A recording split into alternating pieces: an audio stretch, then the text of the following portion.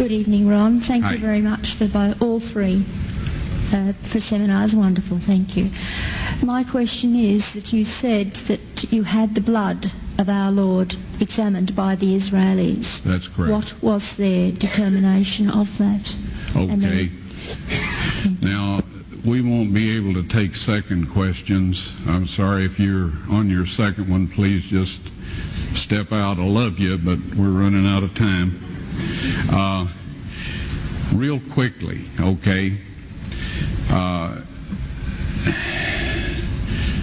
Dried blood is dead blood. Everybody knows that, all right? They can test the blood of the pharaohs, the mummies of the pharaohs, all right? There's certain things they can do. They cannot get a chromosome count by any method I'm familiar with, all right? Things keep changing. I don't profess to know everything.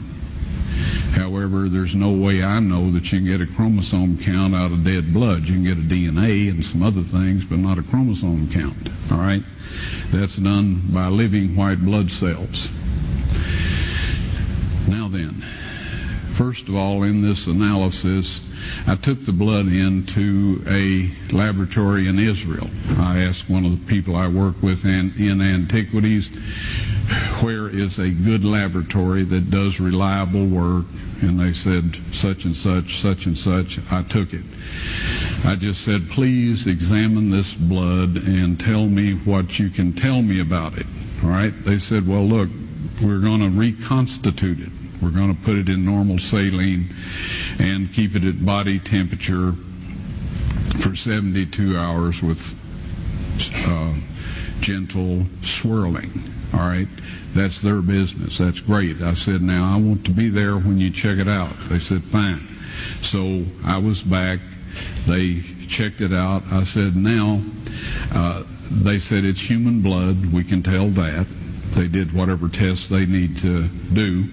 And then I said, take some of the white blood cells and put them in a growth medium and keep them at body temperature for 48 hours. And they said, well, that'll do no good because it's dead blood. I said, would you please do that for me? And they said, okay, we'll do it. So anyway, I said, I want to be there when you take it out and examine it. So I was back there. They took it out, examined it under a microscope, and the one technician called the other one over there, and then they called the boss over there, and they were talking Hebrew a mile a minute there for a little bit, and they looked at me and they said, Mr. Wyatt, this human blood only has 24 chromosomes in it. Everybody else has 46. You see, 23 from your mother, 23 from your father, 22 autosomes from your mother, 22 autosomes from your father. You get an X from your mother, you may get an X or a Y from your father, all right? This blood had 23 chromosomes from the mother's side, one Y chromosome only. You see, a child could not have developed if they hadn't had the autosomes from the mother. So all of his physical characteristics were determined by his mother's side of the family, her autosomes. His maleness was determined by this one Y that came from a source, not a human male. Then they said, this blood is alive. And then they said, whose blood is this?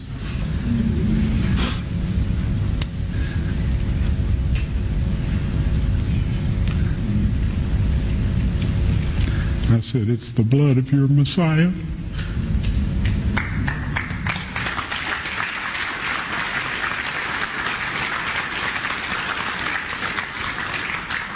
And I assure you, those men's lives have changed. Well,